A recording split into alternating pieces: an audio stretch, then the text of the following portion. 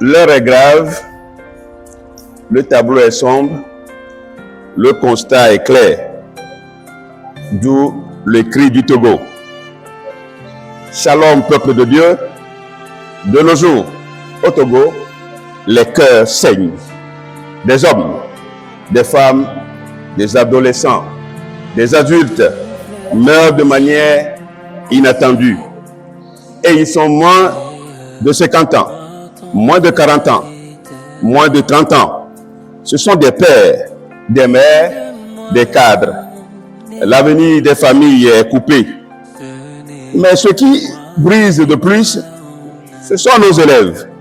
Après l'échec à un examen, certains choisissent de se suicider, morts par pendaison.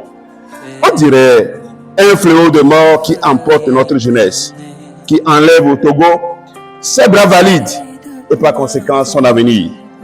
La sentinelle de Dieu ne peut pas se taire, car Dieu dit, Fils de l'homme, je t'établis comme sentinelle sur la maison d'Israël.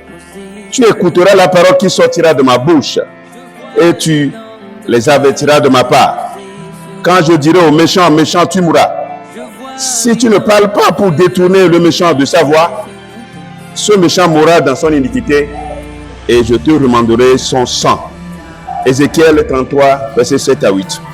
La Bible dit aussi, une voix se fait entendre à Rama, des pleurs et de grandes lamentations. C'est Rachel qui pleure ses enfants. Jérémie 3, verset 15. Aujourd'hui, Rachel s'appelle le Togo.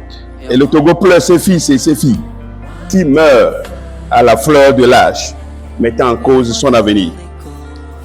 Il faut prier. Il faut rappeler à Dieu sa promesse. Mais nous avons un Dieu qui guérit. Nous avons un Dieu qui console. Et la Bible dit, on n'y entendra pas plus de bruit de pleurs et de bruit de cris. Il n'y aura ni enfant ni vieillard qui en accomplisse leur jour. Car celui qui mourra à 100 ans sera jeune. Car les jours de mon peuple seront comme les jours des arbres. Et mes élus joueront de l'œuvre de leurs mains. Ésaïe 65, 19 à 22. Et encore, je le rassasierai de longs jours. Psaume 91, verset 16. Père, nous te rappelons ta parole. Arrête ce flot de mort sur nos jeunes. Arrête ce flot de mort sur nos familles. Arrête ce flot de mort sur nos élèves. Si mon peuple s'humilie, prie et cherche ma face, je guérirai mon pays. 2 Chroniques 7, 14. La solution aujourd'hui, un seul genou devant Dieu. Dirigeants et peuple, c'est le temps de nous humilier ensemble. Il n'y aura ni accusation, ni division, ni soupçon. Il n'y aura que la prière, la repentance et la foi. Comme à Ninive, quand le roi s'est levé de son trône, Dieu a arrêté le jugement. Dieu a arrêté le jugement. Jonas 3, verset 10.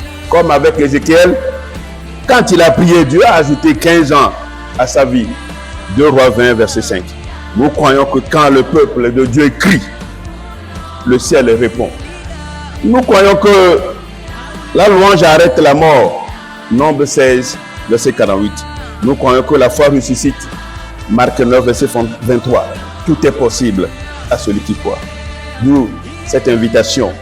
C'est pourquoi, au nom du Seigneur Jésus-Christ, inspiré par l'Esprit de Dieu, la sentinelle t'invite, toi, pasteur, serviteur de Dieu croyant, à la journée prophétique de guérison et de consolation 2026. Le thème, le Togo pleure ses enfants. Dirigeants et peuple togolais, un seul genou devant Dieu et le rendez-vous. C'est le samedi 25 juillet 2026 à 8h précises à l'église évangélique Foursquare Togo 2000 face à Mairie Anès Golfe 2 à Tigou-Lomé.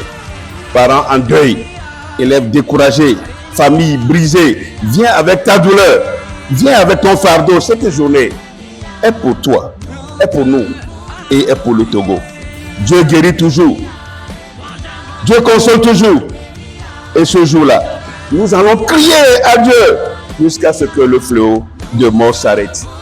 Togo, lève-toi et prions. Que Dieu bénisse le Togo, la sentinelle.